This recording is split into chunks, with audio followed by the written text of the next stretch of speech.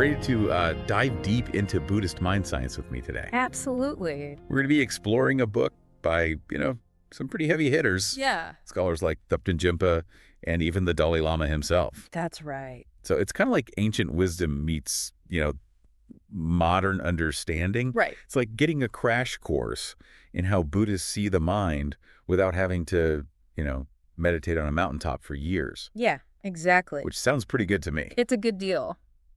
So our source material today is Science and Philosophy in the Indian Buddhist Classics. Okay. Sounds a little bit dense, I know. Yeah. But I'm hoping that you can kind of help us extract the real gems from this book. I can try my best. Hey. Yeah. Okay. The fascinating thing about all this is that, Buddhist thought has really been focused on the mind for thousands of years. Yeah. And they weren't just like theorizing about this, Yeah. This was about practical techniques for mastering yourself, mastering your spiritual journey. Yeah. All of that. And this book is interesting because it connects those ancient Indian Buddhist traditions with modern science. That's right. Which is something that I'm really interested in. Yeah, me too. So, if we can imagine like a time machine back to the Abhidharma period. Okay. Buddhist scholars were actually like creating this detailed map of the human mind. Yeah. Which is, I don't know, that's a pretty incredible idea to me. Yeah. A map of the mind. It's like an early psychology textbook. Okay. But from a Buddhist perspective. Got it. So they were analyzing consciousness, categorizing mental states, even figuring out how to train the mind. Yeah. All this stuff was recorded in these texts, like the Mahavihara. So were they basically saying that mastering the mind is the key to, everything? In essence, yeah. Okay. Buddhists believe that to achieve enlightenment and break free from suffering, you must master your mind. Right. And this idea that the mind is the forerunner to all things. Okay. That kind of underscores how vital mental cultivation is in Buddhism. Gotcha. So how did these ancient scholars map the mind? Okay, so Did they have some ancient version of brain scans or something? not exactly, but they developed these complex systems of classification. Okay. For example, they distinguished between mind, as in like pure awareness, Okay. and mental factors like thoughts, emotions, and perceptions. Yeah. Things that kind of color our experience. Gotcha. So think of it like a stage, right? Okay. Awareness is the empty stage. Yeah. And mental factors are like the actors playing their roles. Oh, that's a good analogy. I like Yeah, that. Thanks. But I can imagine that translating all these concepts into English must have been quite a challenge. Oh, absolutely. Yeah.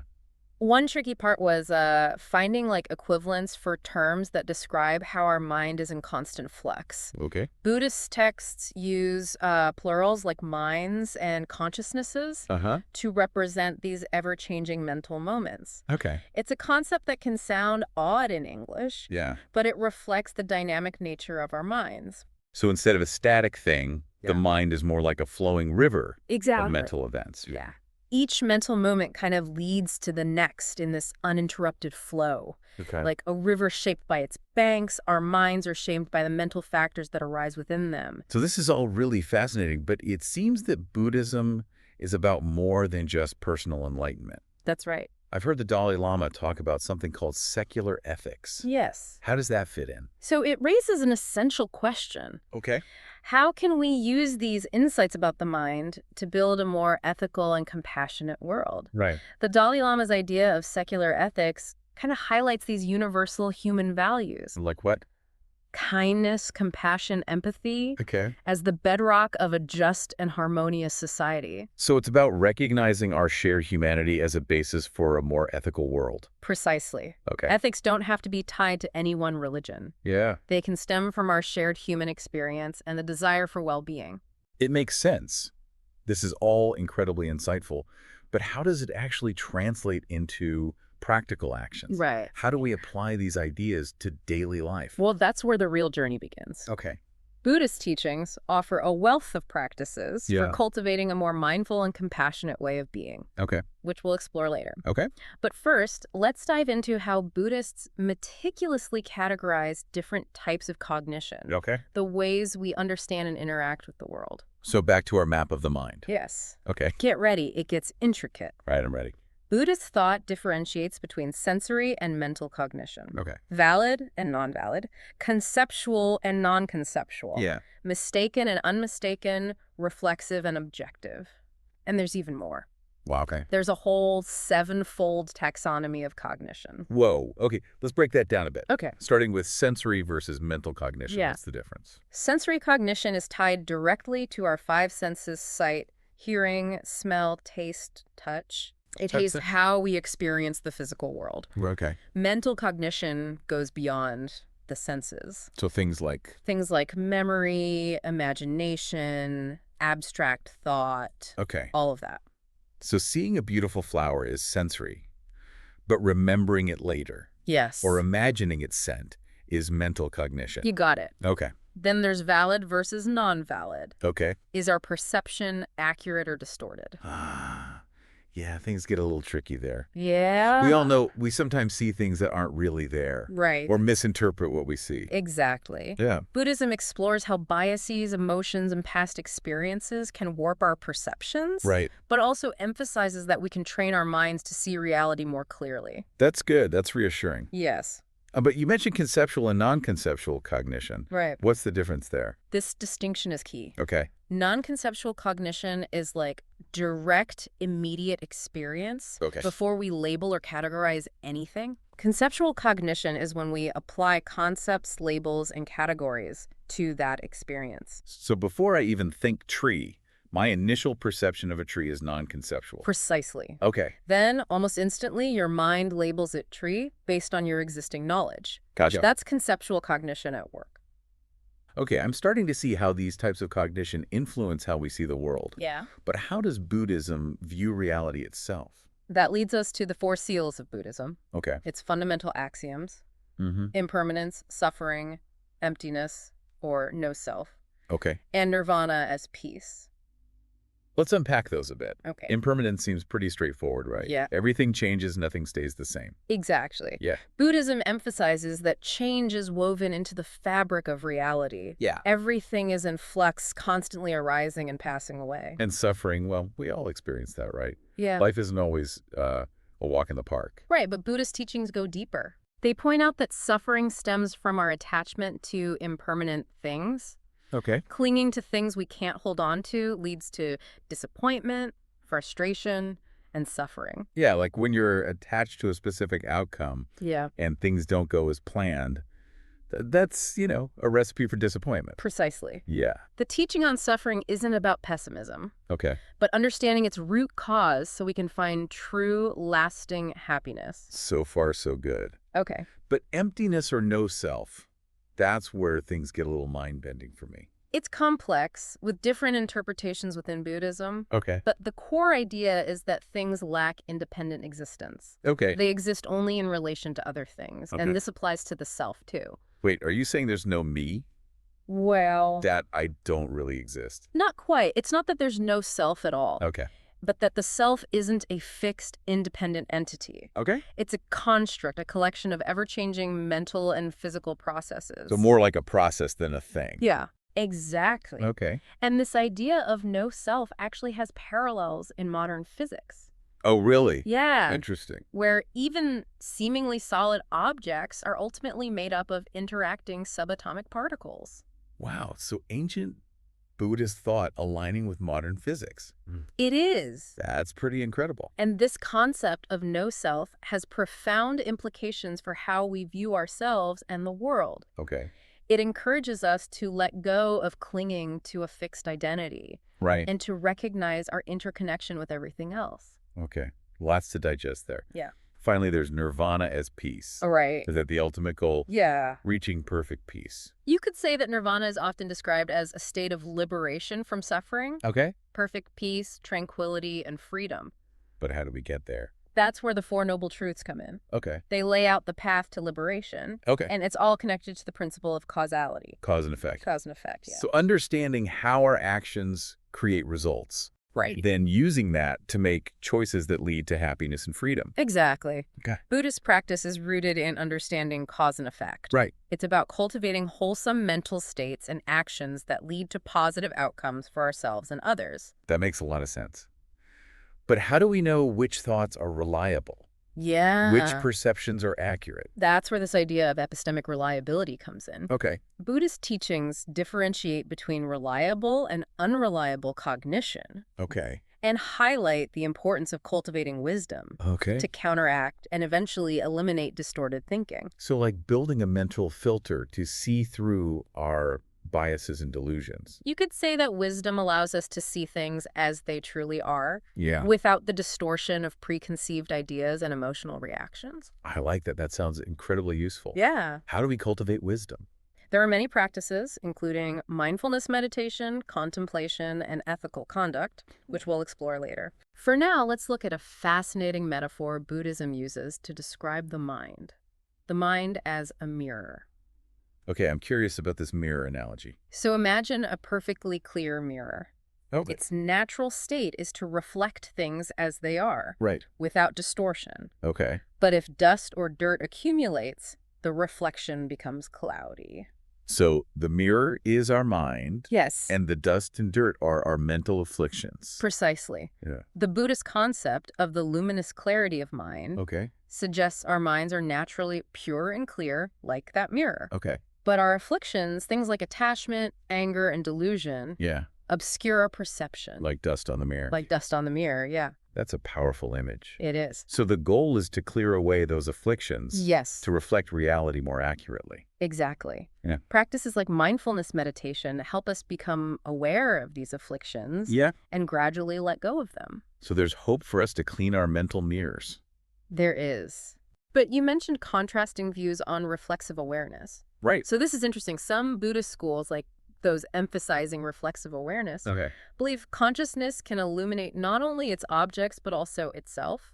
Like the mirror reflecting not just what's in front of it, but also its own surface. Whoa, things are getting pretty meta. They are. Okay. However, other schools, like the Prasagikas, Right? argue that there's no need to propose a separate reflexive awareness. So even within Buddhist thought, there's debate about the nature of consciousness. Absolutely. Interesting. Buddhist philosophy is full of lively debate and nuance, which makes it even more fascinating. I'm definitely intrigued to learn more. Good. But before we get too lost in philosophical discussions, Yeah. let's get back to how consciousness actually arises. Okay. You mentioned 3 conditions. Yes. For consciousness to arise, Buddhists identify 3 conditions: objective, dominant, and immediately preceding. Okay. Let's use eye consciousness as an example. Okay, if I'm looking at a tree, Okay. what's the objective condition? The tree itself, the form your eye consciousness is perceiving. Okay. And the dominant condition? Your eye sense faculty, Okay. the physical organ enabling you to see, And the immediately preceding condition? the mental state immediately before you saw the tree, Okay. the prior moment of consciousness. So it's like a chain reaction. Yeah, Each moment of consciousness arises from the one before it, exactly. shaped by these 3 conditions. A dynamic process of dependent origination, Okay. where everything arises in dependence on other things. I'm starting to grasp how intricate and interconnected this model of consciousness is. Yeah, But what about the idea of past and future lives? right. How does that fit in? So Buddhist teachings on rebirth stress the continuity of consciousness across lifetimes. Okay. Your current consciousness isn't a random occurrence. Right. It's the result of past causes and conditions, Okay. including the consciousness of past lives. Like a river flowing through many lifetimes, constantly changing, yet connected to its source. That's a beautiful way to put it. Okay. And just as the river is shaped by the land it flows through, Right. our consciousness is shaped by the experiences and actions of past lives. It makes you wonder what kind of karmic river we're all navigating. It does, Yeah. and highlights the importance of making wise choices. Right. Knowing our actions have consequences, Yeah. not just in this life, but in future ones. Okay. Lots to ponder there. Yes. Let's revisit those types of consciousness. We talked about conceptual and non-conceptual. Right. Can you give me like more concrete examples? Of course, imagine you're walking through a forest and see a deer. Okay. Your initial perception before you even think deer, Right. that raw sensory experience, Yeah. that's non-conceptual consciousness. So it's like seeing the deer with fresh eyes, Exactly. without any mental labels or judgments. Exactly. Right. Then, almost instantly, your mind labels it as deer. Drawing on your existing knowledge and concepts, Okay. that's conceptual consciousness. So conceptual consciousness helps us make sense of the world It does. by categorizing and labeling our experiences. Yes, but it can also create limitations if we aren't careful. Okay. If our concepts become rigid, they can prevent us from seeing things clearly. Like when we get stuck in our own ways of thinking. Exactly. Yeah. And can't see things from other perspectives. Right. That's why Buddhism stresses cultivating mindfulness and wisdom Okay. to see through those limitations and experience reality more directly. This is all starting to click. Good. So we've got these two broad categories of consciousness. Yes. But then there's the distinction between mistaken and unmistaken cognition. Right. How do those relate? Mistaken cognition, simply put, is any perception that doesn't accurately reflect reality. Okay. It can be either conceptual or non-conceptual. So I could misperceive a tree, You could. even if I don't consciously think the word tree. Exactly. You might mistake a shadow for a person in the distance, even before labeling it as a person. Okay. That's non-conceptual mistaken perception. Gotcha. And what about conceptual mistaken perception? That's when our concepts lead us astray. Okay. For example, instantly associating someone of a certain race with negative stereotypes, Right. even if those stereotypes are unfounded. So our concepts can create biases that warp how we see the world. Unfortunately, yes. Yeah. This is why it's crucial to examine our concepts and beliefs critically, Okay. to question our assumptions and be open to new ways of seeing things. It sounds like Buddhist teachings provide powerful tools for dismantling those limiting beliefs. They do. But before we go there, let's talk about a saga of mental factors. Asaga's model. It's a fascinating system for classifying mental factors, offering further insights into our inner world. Okay. One key aspect is the distinction between omnipresent factors and factors with a determinate object. Okay, let's break those down. What are omnipresent factors?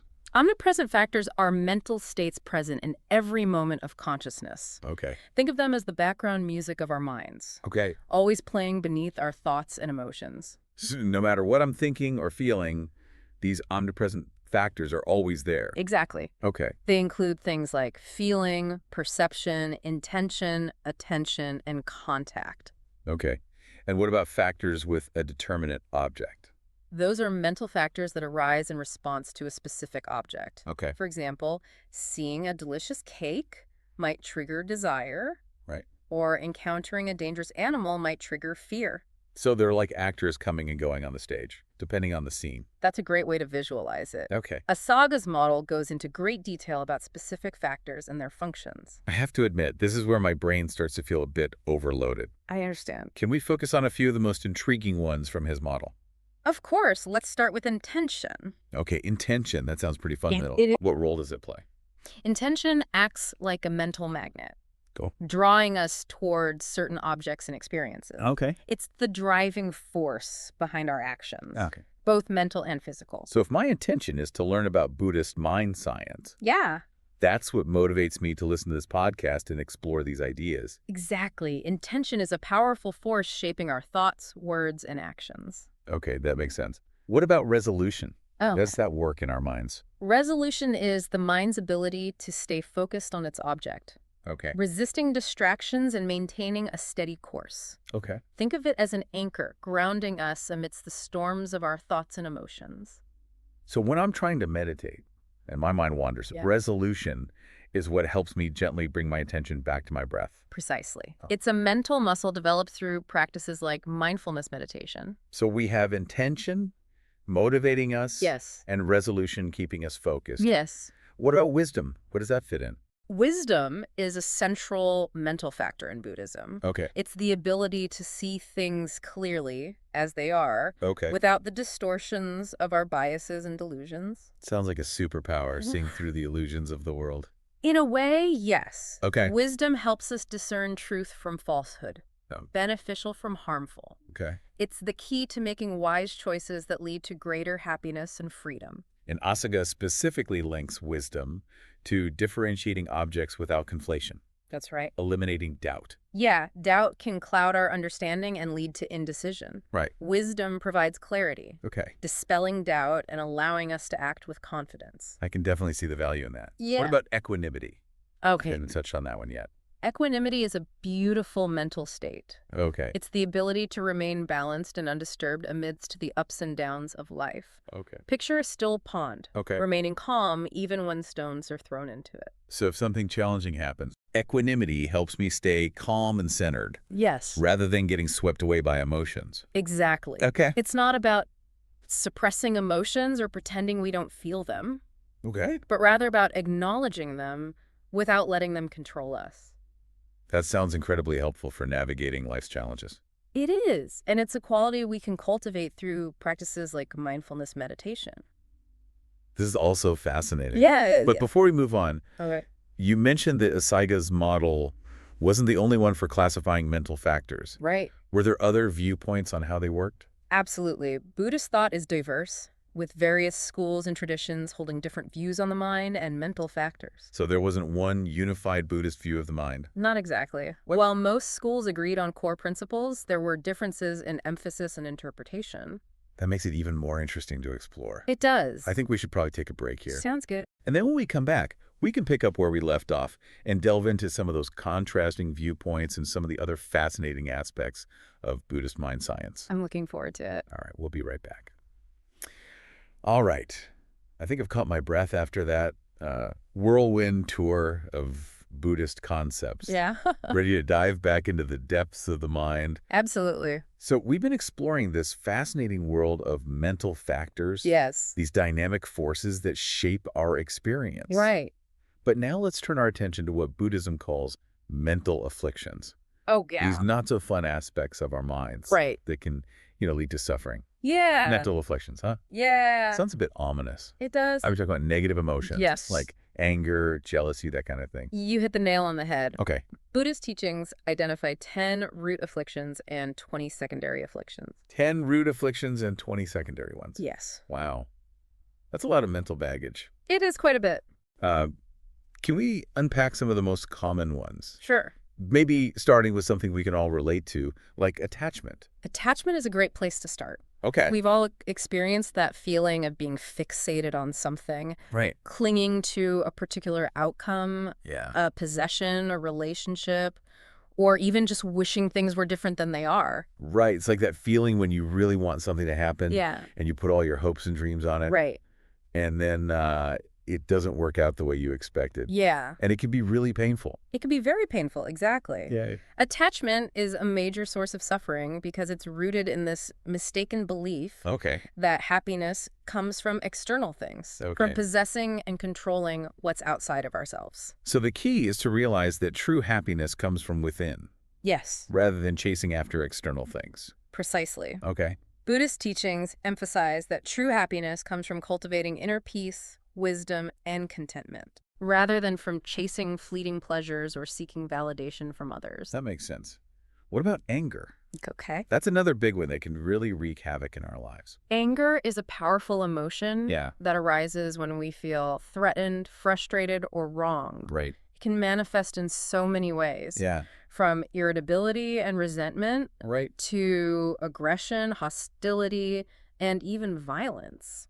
Sometimes it feels like anger just takes over It does. and we lose all control. Yeah. It can be really scary. It's true. Yeah. Anger can feel overwhelming, but Buddhist teachings can help us understand its root causes Okay. so we can learn to manage it more skillfully. Okay.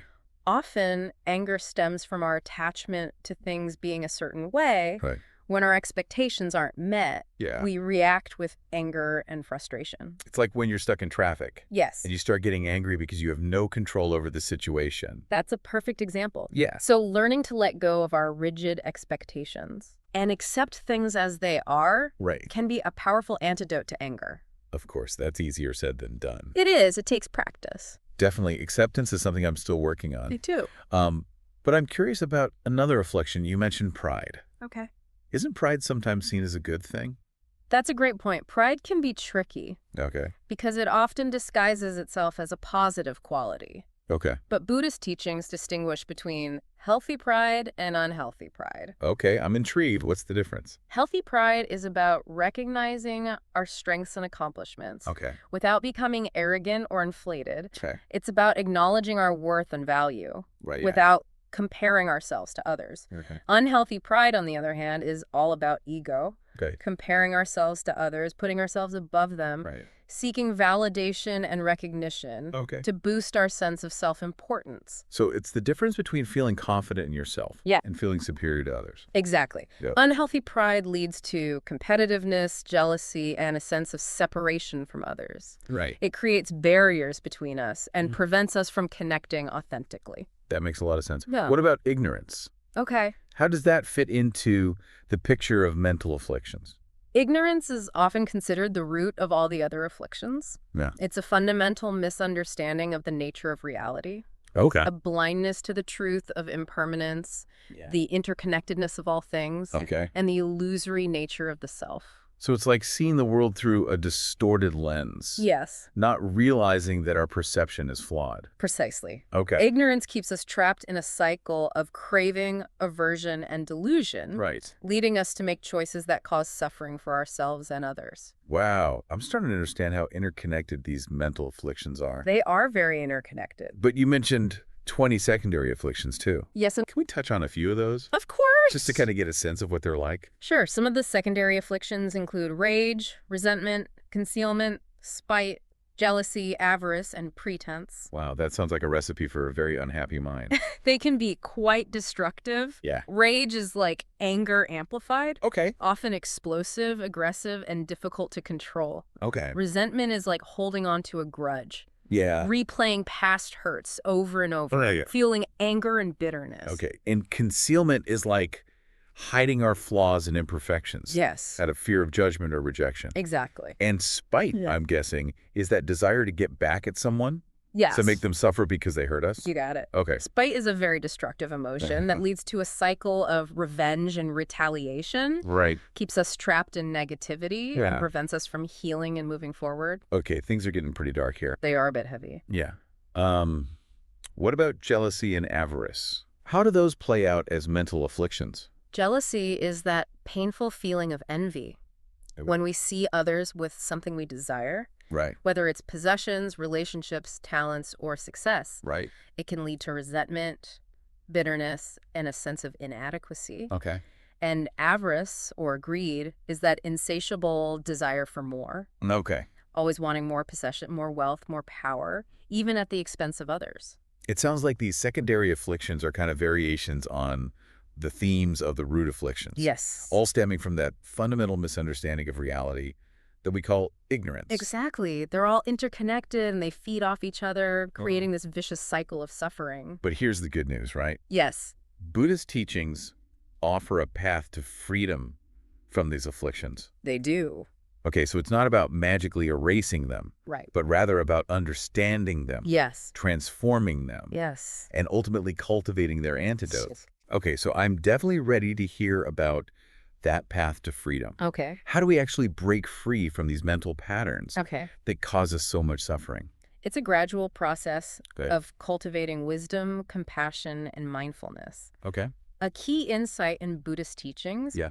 is that these mental afflictions aren't our true nature. Oh. They're like temporary clouds, Yeah, yeah. obscuring the sun of our inherent wisdom and compassion. So it's like we have this inner light, Yes. this potential for goodness and clarity, Yeah, exactly. but it gets covered up by our mental clouds of afflictions. That's a beautiful way to put it. I love that image. And Buddhist practices are designed to help us gently clear away those clouds Okay. and reconnect with our inherent goodness. But before we delve into those practices, Okay. you mentioned the roots of virtue Yes. and the roots of non-virtue. Yes. Can you explain those a bit more? Of course, the roots of virtue are non-attachment, non-hatred, and non-delusion. They're like the antidotes to the three root afflictions we talked about. So if attachment is the root of suffering, Yeah, non-attachment is the path to freedom. exactly. Okay. Non-attachment doesn't mean becoming indifferent to the world or withdrawing from life. Right. It's about finding a balance, Okay. enjoying the good things in life Yeah. without clinging to them or depending on them for our happiness. So like appreciating the beauty of a flower Yes, without feeling the need to possess it or make it last forever? precisely. Okay. And non-hatred is the antidote to anger, resentment, and hostility. Right. It's about cultivating loving kindness and compassion, Okay. even towards those who have harmed us. That sounds incredibly challenging, It can be. but also incredibly liberating. It is. And non-delusion, I'm guessing, is the antidote to ignorance. You got it. Okay. Non-delusion is about seeing things clearly as they truly are, Right. without the distortions of our biases and preconceived ideas. It's about waking up from the dream of illusion and recognizing the true nature of reality. So we have a choice to make. We do. To cultivate the roots of virtue that lead to happiness and freedom, That's or to cultivate the roots of non-virtue that lead to suffering. right. It sounds like Buddhist teachings offer guidance and support in making those choices. They do. Okay. But you mentioned Tantric Buddhism as a distinct path within Buddhism. Yes. Can you tell me a little bit about that? Absolutely. Yeah. Tantric Buddhism, also known as Vajrayana Buddhism, emerged in India around the 5th century CE. Okay. It's known for its emphasis on working with subtle energies and using skillful means to accelerate the path to enlightenment. Skillful means. Yeah. What does that mean in this context? It refers to using a variety of techniques to transform the mind and access deeper levels of awareness. These techniques can include visualizations, mantras, rituals, and working with the energy body. So it's a bit more esoteric or mystical than other forms of Buddhism. In a way, yes. Okay. Tantric Buddhism emphasizes the possibility of achieving enlightenment in a single lifetime. In a single lifetime? Yes. Wow, that's ambitious. It is. But how does it actually work? Tantric practices are designed to harness the power of our subtle energies, often called winds in Buddhist texts. These winds are considered the mount of consciousness, the energy that propels our minds. So it's about working with our energy body to transform our minds. Precisely. Okay. And at the most subtle level, Tantric teachings propose that matter and consciousness are ultimately one and the same. Okay, we're getting into deep waters here. They are. Can you give some examples of how Tantric practices work with these subtle energies? One example is visualization, where practitioners imagine themselves as a deity or a Buddha. This practice helps cultivate positive qualities and transform our self-image at a deep level. So it's like using the power of imagination to create a new reality for ourselves. You could say that. By working with these subtle energies, Tantric practitioners aim to purify their minds and awaken their innate Buddha nature. Fascinating. It is. It sounds like Tantric Buddhism is a rich and complex tradition with a lot to offer. It is. But I'm also curious about the Buddhist understanding of what happens to the mind when we die. That's an important topic. Yeah. According to the Palachakra Tantra, death involves a gradual dissolution of the elements and the winds that support consciousness. This is like a step-by-step dismantling of the physical and energetic structures that make up our being. Exactly. As the physical elements dissolve. Earth, water, fire, air, and space. The winds that support consciousness also begin to dissolve. And what happens to consciousness during this process? As the winds dissolve, the mind becomes increasingly subtle, moving through various stages of clarity and luminosity. And what happens at the final stage?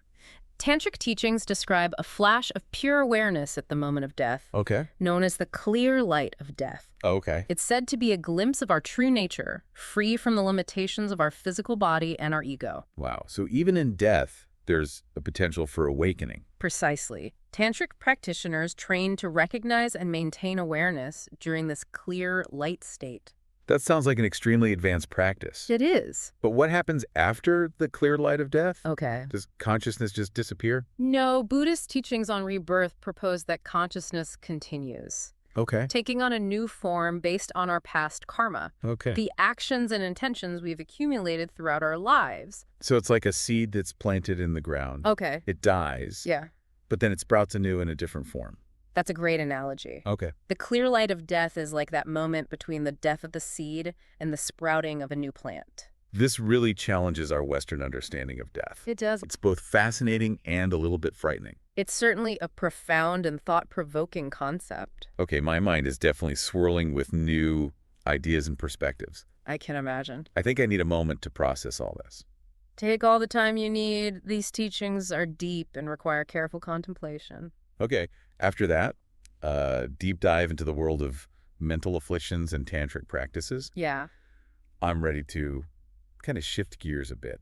You mentioned Buddhist epistemology earlier. Yes. The study of how we know what we know. Right. What can you tell me about that? So Buddhist epistemology is a rich field that explores the nature of knowledge, perception, and inference. Okay. It's like a mental toolkit for understanding how our minds construct our experience of reality. A mental toolkit. I like that. Yeah. What kind of tools does it offer? One key concept is the role of images in perception. Okay. Buddhist philosophers, particularly Dignaga and Dharmakirti, argued that our senses don't directly perceive the world, but rather work through images. Okay. Or a car. Well, there's a layer of mental images shaping our experience. Exactly. We're not directly seeing things as they are. That's right. Yeah. These images arise in our consciousness and contribute to our perception. Can you give me an example of how this works? Sure. Imagine you're looking at a flower. Okay. According to Buddhist epistemology, yeah, you aren't directly seeing the flower itself, but rather an image of the flower arising in your visual consciousness. So our mind creates a mental representation based on the sensory data it receives. Precisely. Okay. And these images aren't just passive reflections of the external world. Cool. They're shaped by our past experiences, mental states, and karmic predispositions. So two people could look at the same flower and have different experiences. Yes. Based on their own unique conditions. That's right. Okay. Buddhist epistemology acknowledges the subjective nature of perception. Okay. Our experience of the world is always colored by our own lens. It makes you wonder how much of what we perceive is actually out there. Yeah. And how much is a projection of our own minds. That's a question Buddhist philosophers have debated for centuries. I bet. And it brings us to the concept of conceptualization, another key tool in Buddhist epistemology. Right. We talked about conceptual and non-conceptual cognition earlier. Yes. But remind me how conceptualization works. Sure. Conceptualization is when we apply concepts, labels, and categories to our experience. Okay. It's how we make sense of the world. Okay. Grouping things based on similarities and differences. So if I see a furry, four-legged creature wagging its tail, I conceptualize it as a dog. Exactly. Right, yeah. You draw on your existing knowledge and categories to classify the experience. But you've also mentioned that conceptualization can be a source of delusion, right? Absolutely. If we aren't careful, our concepts become rigid, preventing us from seeing clearly. Right. We can get trapped in limited thinking, mistaking our concepts for reality itself. It's like that saying, we don't see the world as it is, we see it as we are. Precisely. Yeah. Buddhist epistemology recognizes that concepts are just tools. Right. Like any tool, they can be used skillfully or unskillfully. So how do we use them skillfully? Okay. How do we avoid getting lost in conceptual delusion? This is where mindfulness and wisdom come in. Okay. Mindfulness helps us be aware of our thoughts and concepts as they arise without getting caught up in them. Right. Wisdom allows us to see through those limitations and experience reality more directly. Okay, starting to see how all these pieces fit together. Yeah. You also mentioned that Buddhist epistemology categorizes objects of cognition in different ways. Right. Tell me more about that. Buddhist philosophers distinguish between objects as cognized. Okay. Explicit objects, implicit objects, and focal objects. Okay, let's break down those categories. Okay. What is an object as cognized? Simply put, it's the object being perceived or conceived of. Okay. Whatever our consciousness is directed towards. So if I'm looking at a tree, the tree is the object is cognized. Exactly, and it doesn't matter if the object exists in reality or not. Okay. If I'm thinking of a unicorn, the unicorn is the object as cognized, right, even though unicorns aren't real. Okay, that makes sense. What about explicit objects? Explicit objects are the primary focus of our awareness, what we're consciously paying attention to. So right now, the explicit object of my awareness is this podcast. Precisely. Okay. You're consciously directing your attention to the sounds and ideas being shared. And implicit objects. Yeah. Those are a bit more subtle, right? Yes. Implicit objects are indirectly or unconsciously known. Okay. They aren't our main focus, but still present in our awareness. Can you give an example? Sure. While reading a book, the words on the page are the explicit objects. Okay. But the meaning of the words, the ideas being communicated, those are implicit objects. Okay. You're not consciously focused on them, but you're still grasping their meaning. Okay, so implicit objects are kind of like the background hum of our awareness. Yes, that's a good way to put it. What about focal objects? Focal objects are the specific aspects of an object we're paying attention to at any given moment. Okay. So if you're looking at a tree, you might focus on its leaves, its branches, its bark, or its overall shape. Right. Our focal objects shift based on our interests and intentions.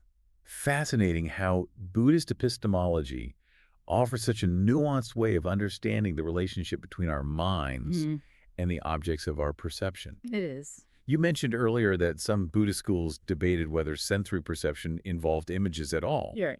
What can you tell me about that debate?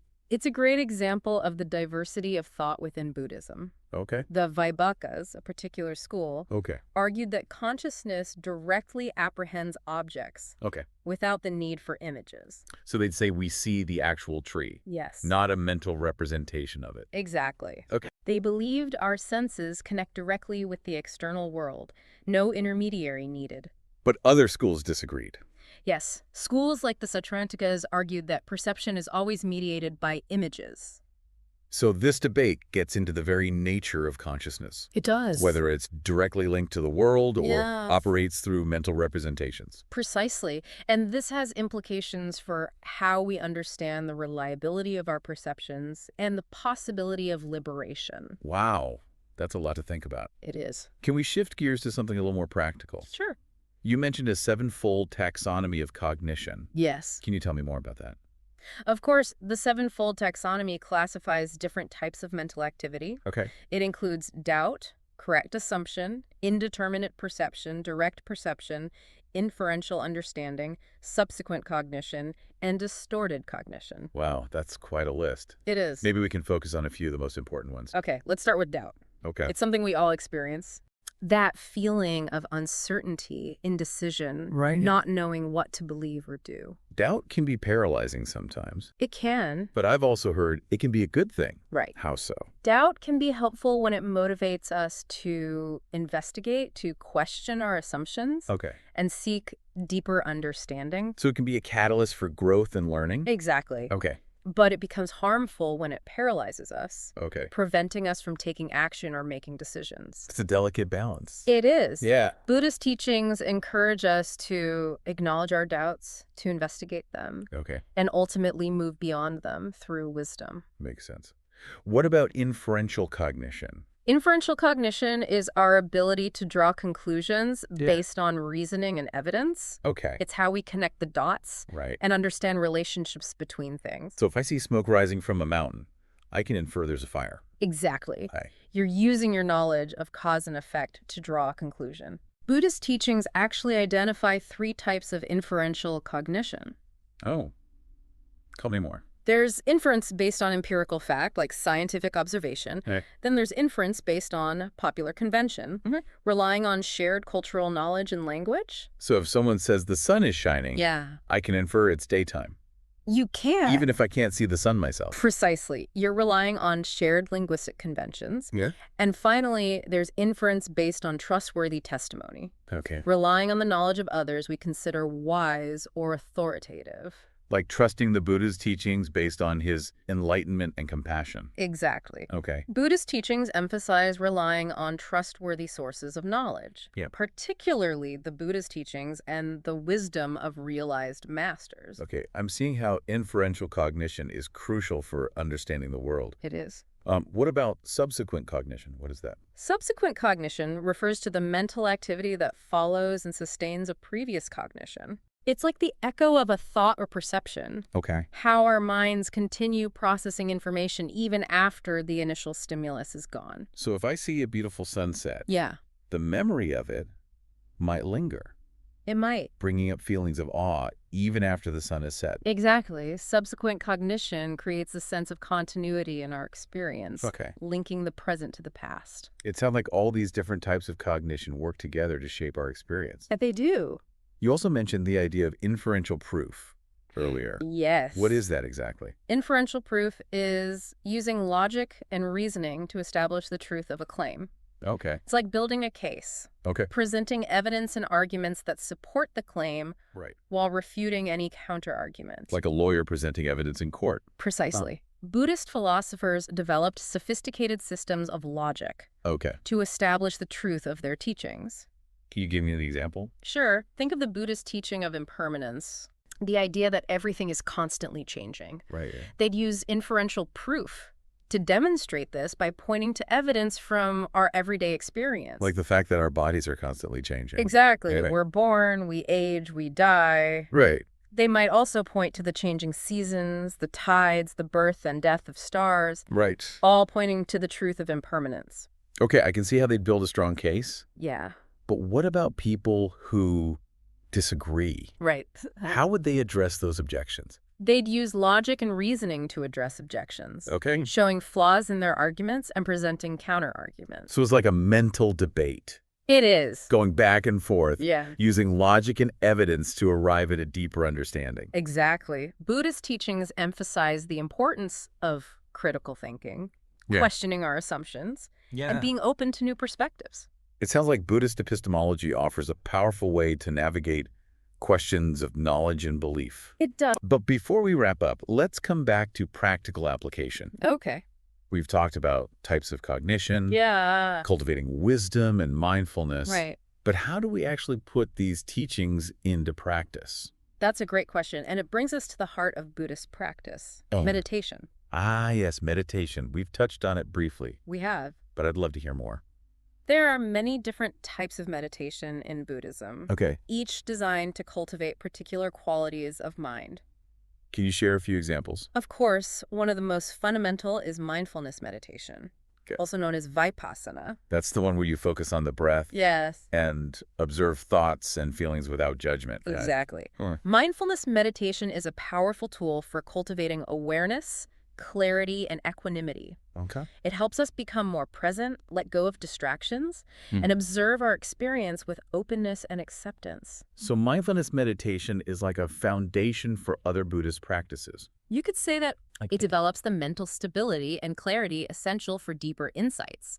What other types of meditation are there? Another important practice is loving-kindness meditation, or metta meditation. That sounds lovely. It is. What's its purpose? Loving-kindness meditation cultivates compassion, empathy, and kindness towards ourselves and others. It involves repeating phrases or visualizations that evoke feelings of love, warmth, and goodwill. Like a workout for our compassion muscles. Exactly, and it can have a profound impact on our relationships with ourselves and the world. Besides mindfulness and loving kindness, what other types of meditation are there? There's analytical meditation, which uses reasoning and contemplation to investigate Buddhist teachings and deepen understanding. So it's like a mental deep dive into the philosophy and psychology of Buddhism. Precisely. It's a powerful way to transform our views and develop wisdom. This has been such an inspiring exploration. Yes. It seems like Buddhist teachings offer a path to greater happiness, wisdom, and compassion. They do. And the beauty is that these teachings are available to anyone, regardless of background or beliefs. That's right. So what's the first step? If someone wants to explore these teachings further, where should they begin? I recommend starting with mindfulness meditation. There are many resources available, including books, apps, and online courses. You can also find meditation centers and groups to learn and practice with others. That's great advice. Thanks. And I'm sure our listeners are eager to continue their exploration. Good. Do you have any final thoughts you'd like to share? Buddhist teachings offer a profound invitation to awaken to our true nature. Cultivate wisdom and compassion. And create a more just and harmonious world. The path is open to all who are willing to embark on the journey. That's a beautiful message of hope and possibility. I think so. Thank you for guiding us through this incredible deep dive into Buddhist mind science. It was my pleasure. I know I'll be pondering these ideas for a long time to come. I hope so. And to our listeners, as always, keep exploring, keep learning, and keep diving deep.